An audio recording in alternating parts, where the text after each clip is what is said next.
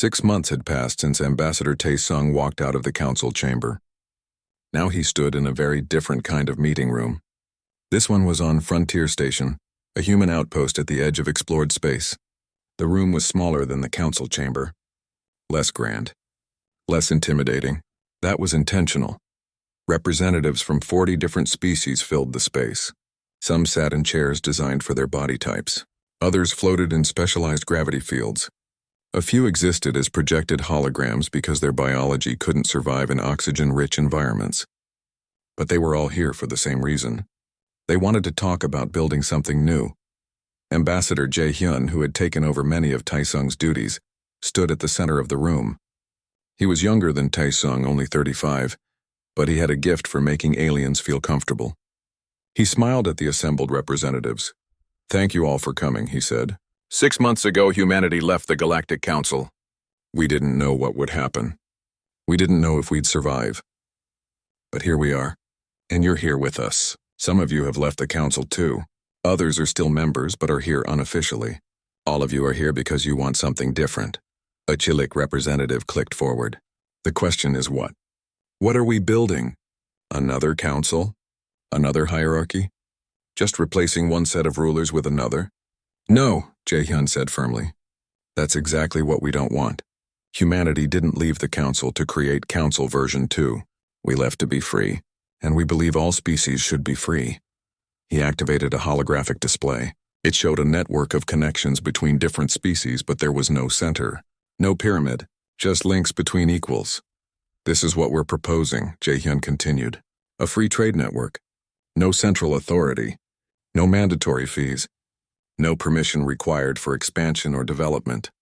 Each species maintains complete sovereignty, but we agree to some basic standards for trade, mutual defense pacts for those who want them, and cooperation on scientific research. A Velborn representative rippled its liquid form. How do you resolve disputes without a central authority? Economic Minister Soo-jin stepped forward to answer that question. Arbitration by agreement. If two species have a dispute, they agree on a neutral third species to mediate. If they can't agree on the mediator, they use a random selection from a pool of qualified arbitrators. Both parties have to agree to abide by the decision. If either party refuses, the other members of the network can choose not to trade with the refusing party. That sounds chaotic, someone said. Maybe, Soo-jin admitted, but it's also voluntary. No one is forced to participate. No one is forced to follow rules they don't agree to. Every species makes their own choices and lives with the consequences. Military Coordinator Hyun-woo presented the defense proposal. For species that want mutual protection, we're proposing a collective defense network, not a unified military. Each species keeps their own forces. But if a network member is attacked, other members can choose to come to their aid. No one is forced to fight anyone else's wars. But if you help others, others are more likely to help you. The council said they provided security. A small species called the Nex pointed out. They said without them there would be chaos and war. Did they provide security? Hyun-woo asked. Or did they just keep everyone too afraid to fight? There's a difference. Real security comes from mutual respect and shared interests, not from fear of punishment. The discussions went on for hours. Some species loved the proposals. Others were skeptical. A few were openly hostile to the whole idea. But they all stayed. They all kept talking. Because even the skeptics could see that something was changing in the galaxy, and they wanted to understand it. On Axiom Prime in the council chamber, things were very different. Speaker Velthar looked out at the nearly empty space. Only 5 council members had shown up for today's session. The others had sent proxies or simply not attended. The mighty council that once commanded hundreds of systems now struggled to fill its own meeting room. We need to discuss the situation, Velthar said. Though the crystalline being's voice had lost its former authority, 7 species have now formally withdrawn. 12 others are participating in the human trade network, while technically remaining council members. Our authority is collapsing. We should never have threatened the humans, Mothrek said, the liquid metal being sounded tired. We should have negotiated, compromised. Instead, we tried to force them to submit, and we showed everyone that we were weaker than we pretended. We need to do something, another member insisted. Military action. Economic warfare. Something to prove we're still powerful. And who exactly are we going to attack? Velthar asked. The humans? If we lose, which is possible given how advanced their ships are, we'll look weak. If we win, we'll unite every other species against us. They'll see us as tyrants. The Chilik. They have mutual defense pacts now. Attack them and we fight the Velborn and the Sarn too. And probably the humans. The chamber fell into gloomy silence. They had ruled for thousands of years. They had believed their power was unquestionable. One species walking away had proven them wrong. Perhaps, Velthar said slowly, we need to change. Reform the council. Make it less hierarchical. Give species more freedom. It's too late for that, Mothrek replied.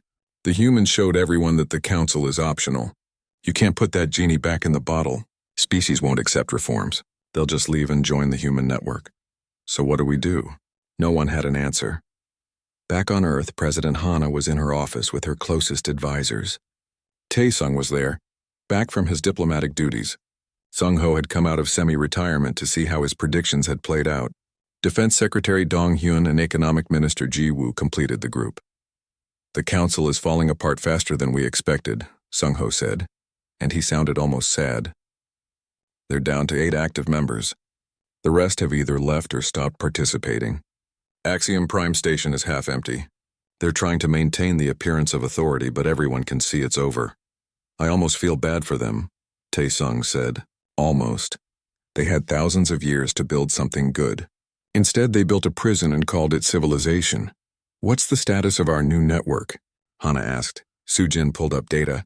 40 species are participating actively. Another 20 are in talks to join.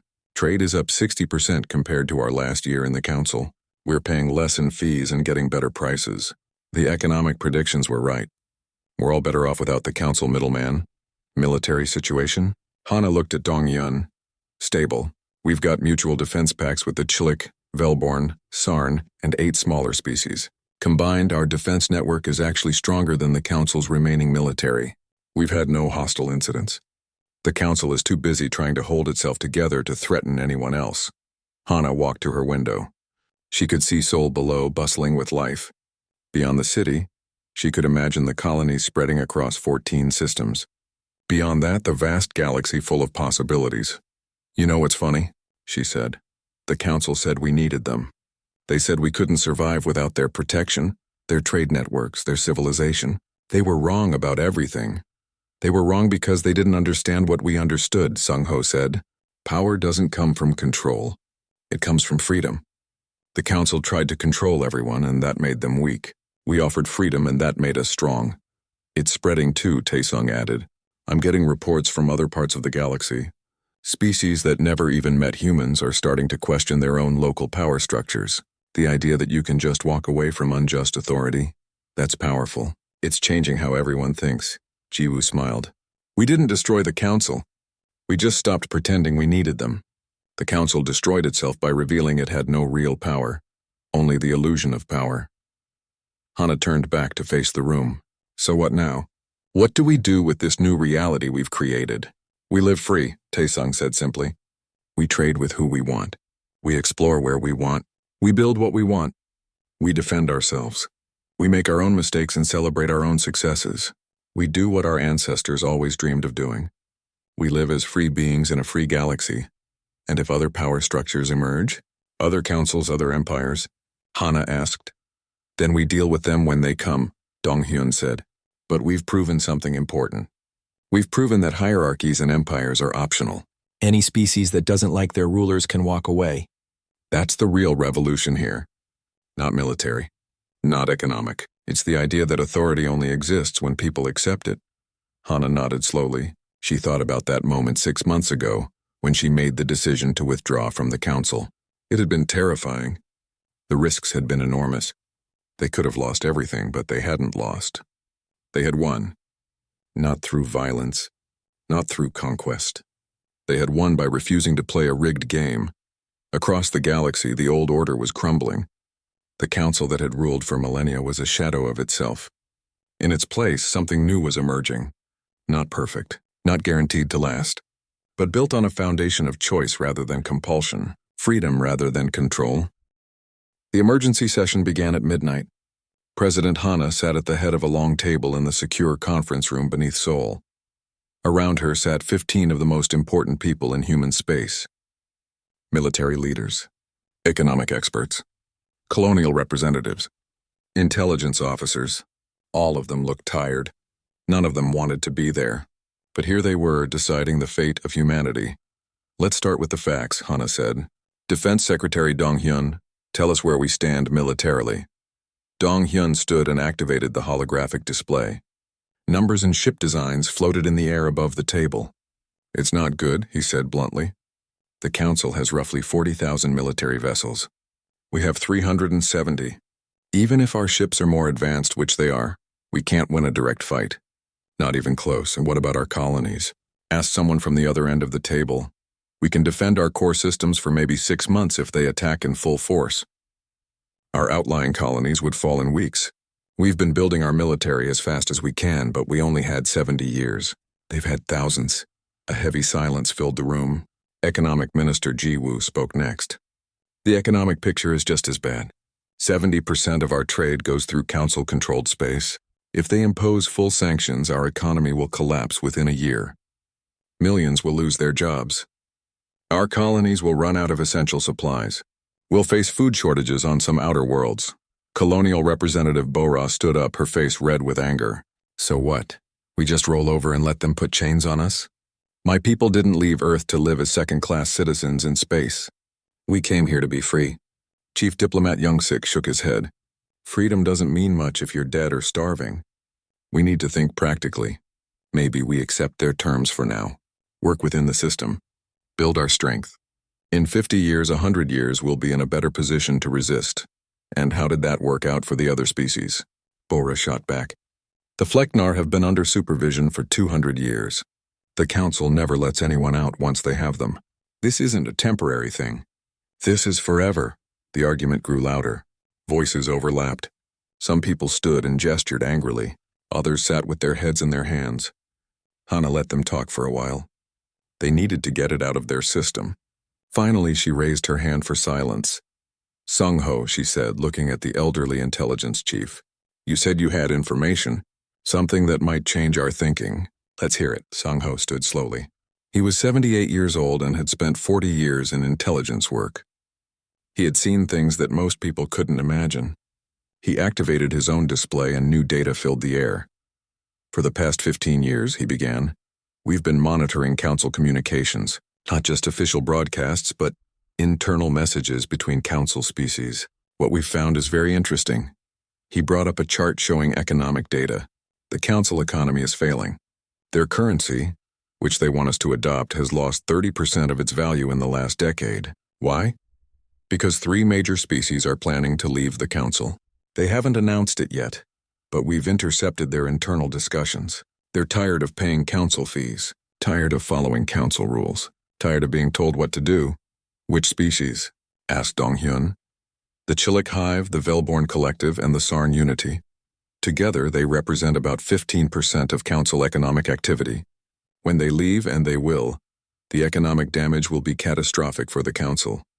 Sung-ho brought up more data, but that's not all. The Council military hasn't fought a real war in over 300 years. Their ships are old, their tactics are outdated. They rely on fear in numbers, not actual combat effectiveness. We've run simulations. In a one-on-one fight, our ships win 95% of the time. But they don't fight one-on-one, someone pointed out. They have 40,000 ships. True, Sung-ho agreed. But here's the key point. Those ships are spread across thousands of systems. They can't bring their full force to bear on us without leaving their other territory vulnerable. And there are plenty of species that would love to take advantage of that vulnerability. The Council maintains order through the threat of force. If they actually use that force, if they pull their ships away from other systems, their whole structure could collapse. He paused and looked around the table. The Council is like a bridge made of rotten wood. It looks strong, but it's actually fragile. They know it. That's why they're so desperate to control us now. We're the spark that could set the whole thing on fire. Hana absorbed this information. So what you're saying is they can't actually afford to fight us. They can, Sung-ho corrected. But it would cost them everything. They might beat us, but in doing so, they'd destroy themselves. Other species would see that the Council can be defied. The 3 species planning to leave would leave immediately. Others would follow. The Council would fall apart. Then this ultimatum is a bluff, Bo-Ra said. Not exactly, Sung-Ho replied. They'll impose economic sanctions if we refuse. They'll make life difficult for us, but a full military assault? I don't think they'll risk it. Young-Sik shook his head. But even if they don't attack us, the sanctions will cripple us. We still need access to council space for trade. Do we? Jiwoo had been quiet until now, but something in Sung-Ho's presentation had made her think.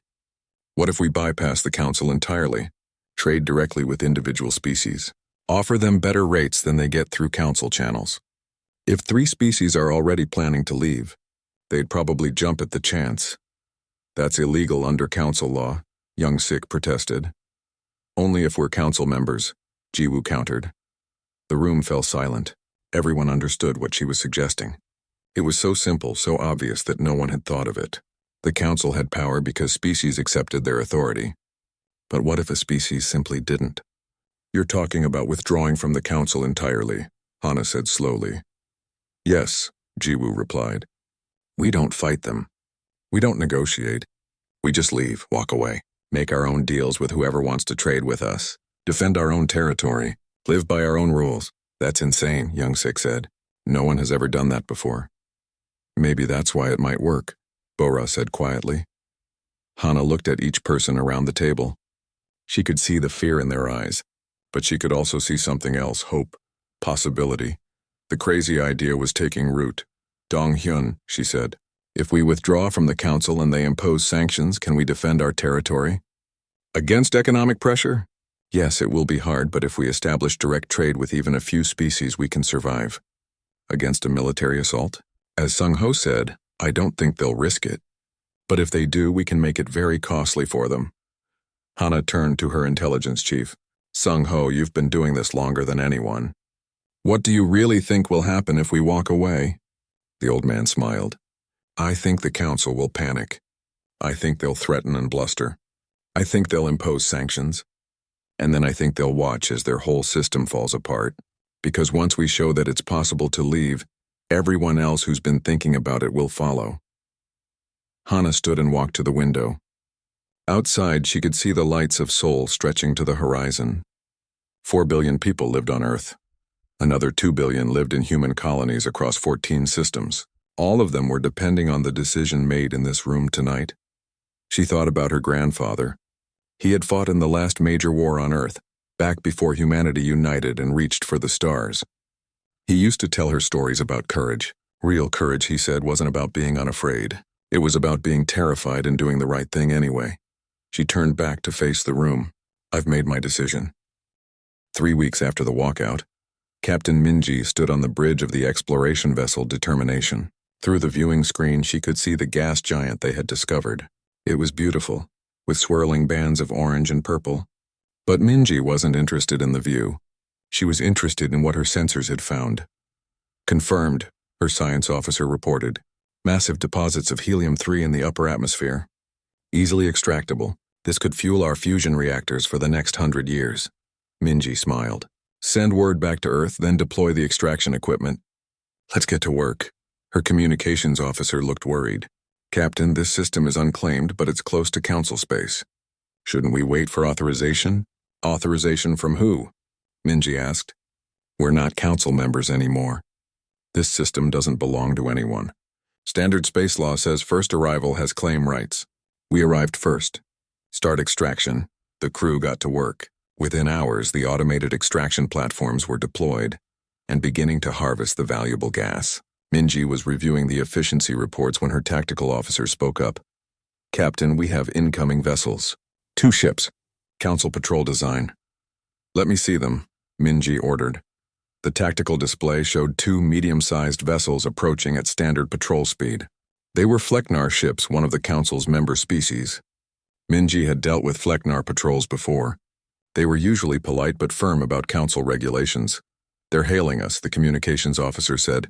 Put them through. The viewing screen changed to show a Flecknar officer.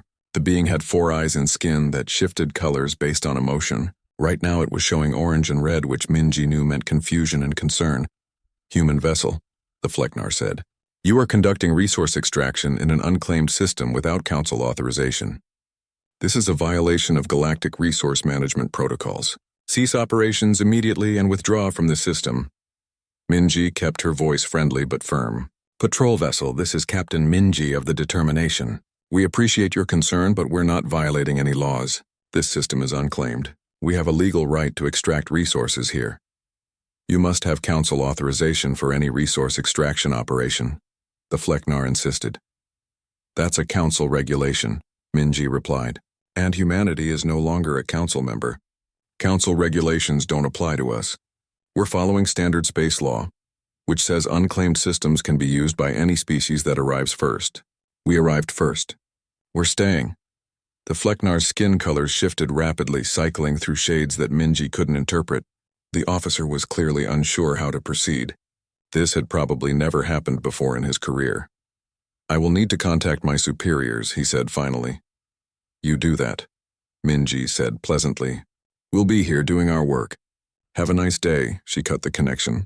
Her crew looked at her nervously. What if they attack? Someone asked. They won't, Minji said with more confidence than she felt. They're a patrol. 2 ships. We have defensive capabilities. But more importantly, they don't have clear orders for this situation. By the time they figure out what to do, we'll have extracted enough helium-3 to make this operation worthwhile. She was right.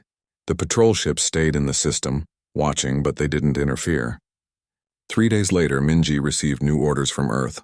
A military escort was on its way. The helium-3 extraction would continue under protection. The Flecknar patrol left without another word. News of the incident spread quickly through human space.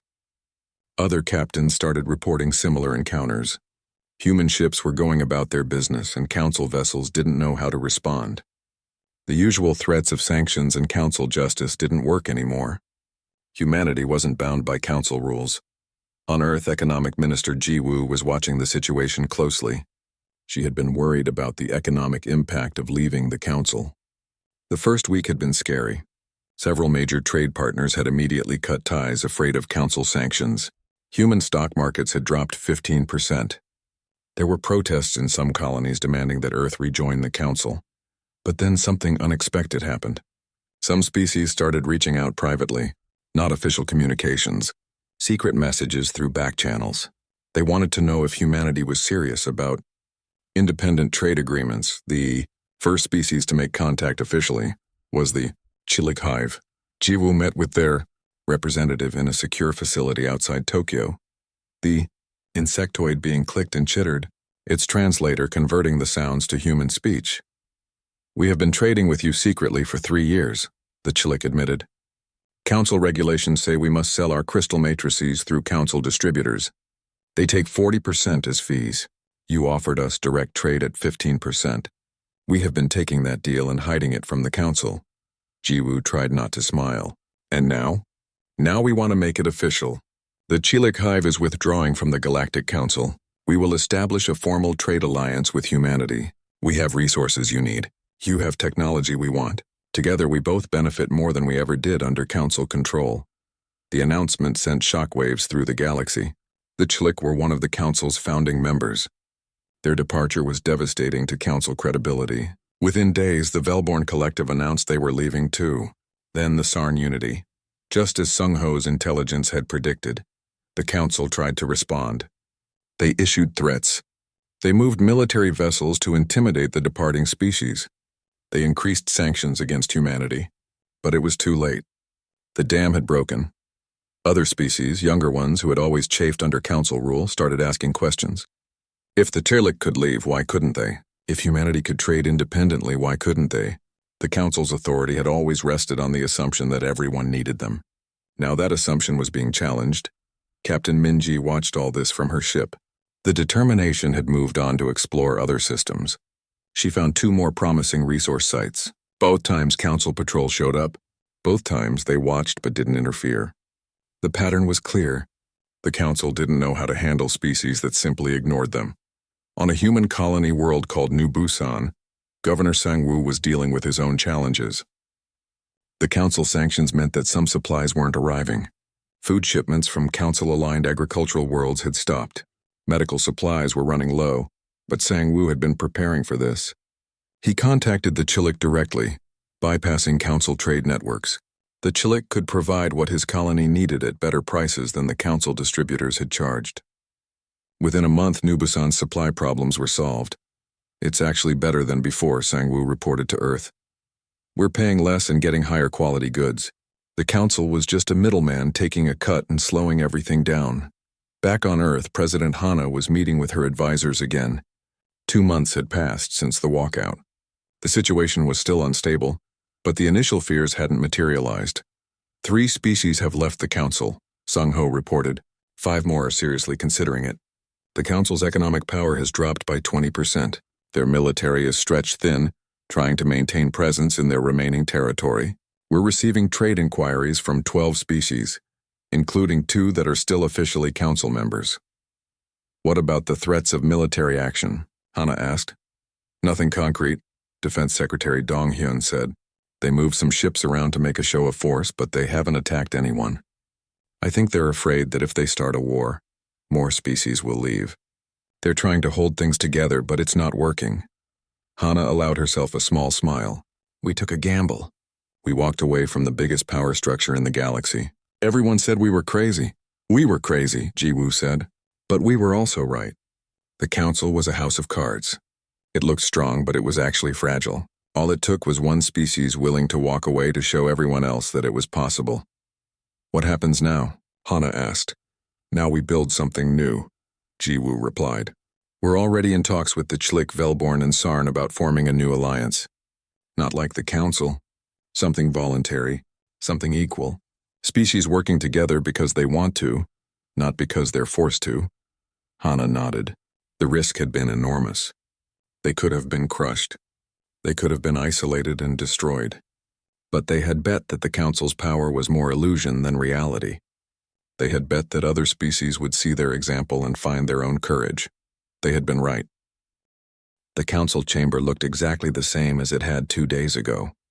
Same massive space, same 12 platforms rising above the floor, same beam of light illuminating the center where visitors stood. But something was different this time. The air felt heavier, charged with anticipation. Ambassador Taesung walked to his position at the center of the chamber. His team followed behind him, their footsteps echoing in the vast space. He carried nothing with him. No documents, no datapads. Just himself and the message he had been given. The council members watched him enter. Velthar, the crystalline speaker, leaned forward slightly. Ambassador Taesung, you have returned. We trust you bring word of your government's acceptance of our terms. Taesung looked up at the council. For 20 years he had stood in rooms like this. Always polite. Always diplomatic. Always careful not to offend these powerful beings who controlled so much of the galaxy. Today would be different. Honorable council members, he began, his voice clear and strong. I bring a message from the President of Earth and the representatives of all human colonies. Yes, yes, another council member said impatiently. You accept supervised development status. We knew you would see reason. No, Taesung said simply. The word hung in the air. Several council members shifted on their platforms. Felthar's crystalline body made a sound like wind chimes in a storm. No, the speaker repeated. Perhaps you misunderstood our terms. This is not a negotiation. These are the conditions for your continued participation in galactic civilization. I understood perfectly, Taesung replied, and my answer remains no. Humanity declines your offer of supervised development status. We will not reduce our military. We will not submit our expansion plans for approval. We will not adopt your currency. We will not accept observers on our worlds. The chamber erupted. Multiple council members spoke at once, their voices overlapping in a cacophony of disbelief and anger. Felthar raised several appendages calling for silence. It took a full minute before order was restored. You understand what this means, Velthar said. And now there was steel in that glass chime voice. Economic sanctions, isolation. Your species will be cut off from galactic trade. Your colonies will wither. Your people will suffer, perhaps, Taesung acknowledged. But that will be our choice. Our suffering. Our decision, he paused, then continued. However, there is one more thing I need to tell you. Effective immediately, humanity is withdrawing from the Galactic Council. The silence that followed was absolute. For perhaps 10 seconds, no one moved. No one spoke. The council members simply stared at him as if he had spoken in an alien language they couldn't comprehend. Mothrek, the liquid metal being, finally found words. Withdrawing? You cannot withdraw. No one withdraws from the council. We just did, Taesung said calmly. As of this moment, Earth and all human colonies are no longer members of this organization. We are recalling all our ambassadors from council stations. We are closing our embassy facilities. We are suspending all treaties that were mediated through council authority. This is madness, another council member shouted. You are condemning your species to destruction. Taesung shook his head. No, we are choosing freedom over safety, independence over comfort. We came to the stars to be free, not to trade one set of masters for another. Velthar's entire crystalline form was vibrating now, producing a sound like shattering glass. You cannot survive without the council. The galaxy is vast and dangerous. You need our protection. You need our trade networks. You need our civilization. Do we? Taesung asked. Or does the council need us? You say we expand too quickly. We build too many ships. We grow too fast. That doesn't sound like weakness to me. That sounds like strength, and it sounds like you're afraid of it. We are not afraid of primitives who have barely left their home system, Velthar snapped. Then why do you care so much about controlling us? Taesung countered. If we're so primitive, so insignificant, why bother? Why not just let us go our own way? Unless, of course, you're worried that other species might see that it's possible to live without council permission. That they might see the council as optional, not mandatory. The chamber erupted again. This time, Velthar didn't even try to restore order. Council members were shouting at each other now as much as at Taesung. He could pick out fragments of their arguments. Some wanted immediate military action. Others warned against it. Some called for harsher sanctions. Others pointed out that sanctions only worked if other species honored them. Taesung waited patiently. Finally, when the noise had died down somewhat, he spoke again. I have one more thing to say. While humanity is withdrawing from the council, we remain interested in maintaining relationships with individual species. Any species that wishes to establish direct trade agreements with us is welcome to do so. Any species that wishes to form mutual defense pacts is welcome to discuss terms. Any species that wishes to collaborate on scientific research or cultural exchange can contact our diplomatic corps directly. That is illegal. Velthar thundered. Council law forbids member species from conducting independent foreign relations. Then it's fortunate we're no longer members, Taesung said. Council law doesn't apply to us anymore. He took a small bow, a gesture of respect that was also a farewell. Humanity wishes the council well. We bear you no ill will. We simply choose to walk a different path. Perhaps someday when the council is ready to treat us as equals rather than subjects, we can meet again. Until then, goodbye. Taesung turned to leave. His team turned with him. They had practiced this moment. Walk slowly. Keep your heads high. Show no fear. Show no doubt. Just walk. If you leave this chamber, Velthar called out, there will be consequences. Severe consequences. Taesung didn't turn around. He didn't stop walking. There are always consequences. We'll face ours. You'll face yours. The doors to the chamber opened. Taesung and his team walked through them. Behind them, the council chamber exploded in shouting and accusations. The doors closed, muffling the sound. In the corridor outside, Kyungmin let out a breath she had been holding. Did we really just do that? We did, Taesung confirmed. What happens now? Dongwoo asked. Now we go home, Taesung said. And we get ready for whatever comes next. They walked through the station toward their shuttle. Other aliens watched them pass.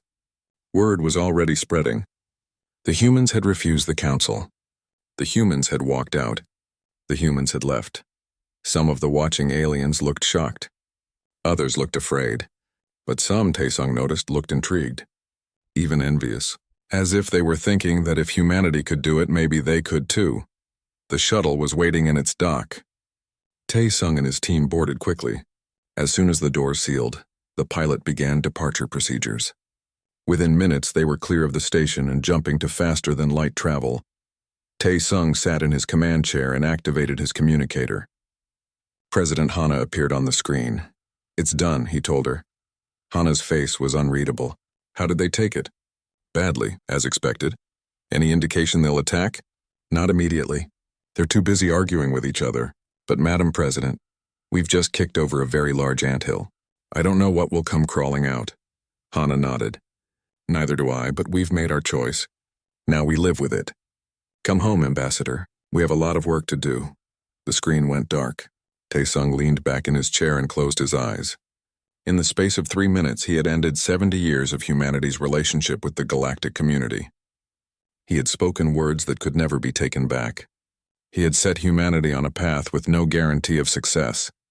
But as the shuttle raced through the void toward Earth, carrying him home, Taesung felt something he hadn't felt in a long time. Not fear, not doubt. Something else entirely, hope. The doors to the council chamber opened with a sound that echoed through the massive hall. Ambassador Taesung walked forward, his steps measured and calm. Behind him came his small team of human diplomats. The chamber was enormous, built to make visitors feel small and insignificant. It worked on most species. The humans simply kept walking. 12 platforms rose above the floor, each holding a representative from the ancient species that ruled the Galactic Council. These beings had controlled space politics for thousands of years. Their word was law across hundreds of systems.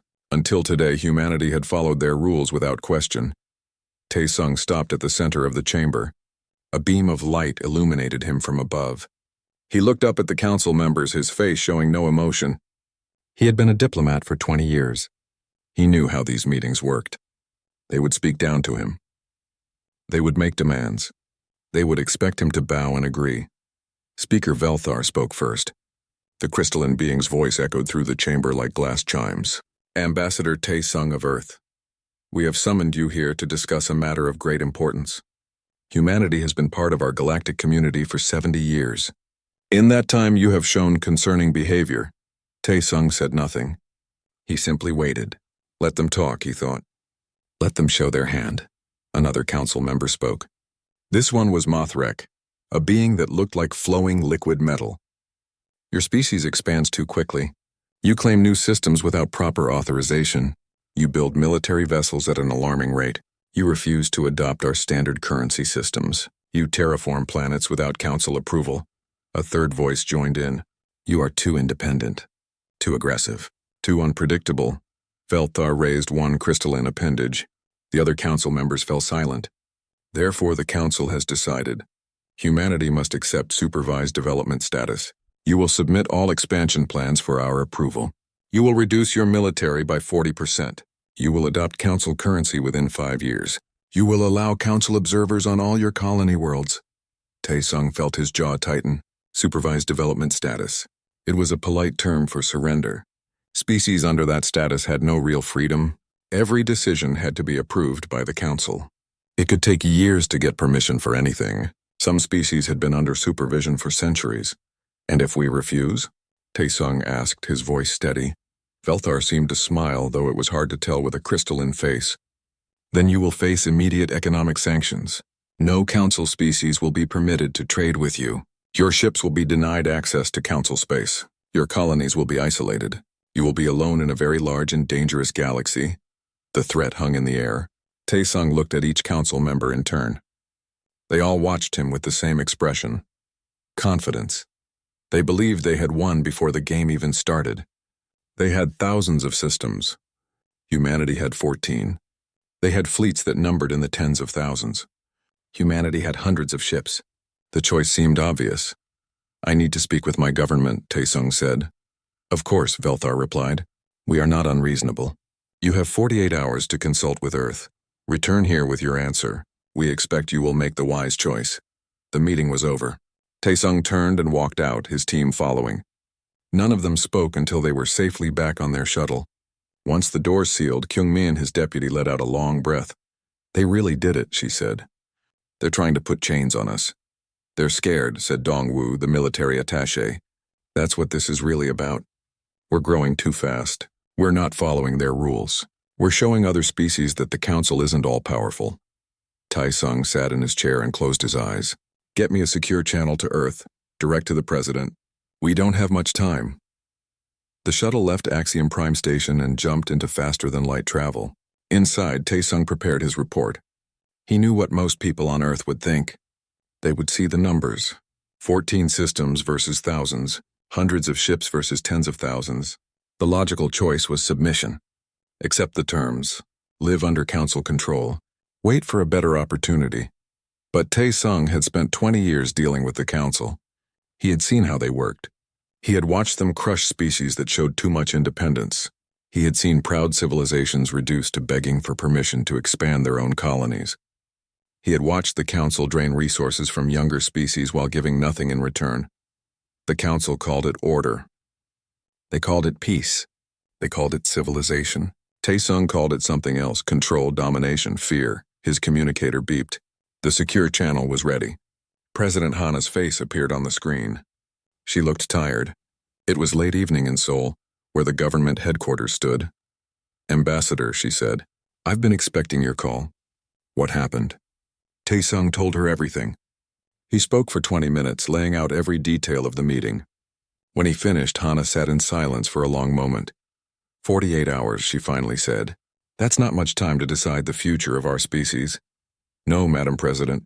It's not. What do you think we should do?" Tae-sung had been thinking about this question since he left the council chamber. "I think we need to consider something that most people will think is crazy. But before I say it, I need to know something. Do we have any leverage at all? Anything they need from us?" Hana's expression changed slightly. "I'll need to bring some people into this conversation. Stand by." The screen went dark for a moment. When it came back, several other faces had joined. Tae-sung recognized some of them: Defense Secretary Dong-hyun, Economic Minister Ji-woo, and one face he hadn't expected, Sung-ho, the head of human intelligence. The old man rarely appeared in official meetings. "Ambassador," Sung-ho said, his voice raspy with age, "I've been listening to your report. I think it's time we shared some information that's been classified until now. Information that might change how we think about this situation." Tae-sung leaned forward. "I'm listening," Sung-ho smiled. It wasn't a happy smile. It was the smile of someone who had been waiting a long time to reveal a secret.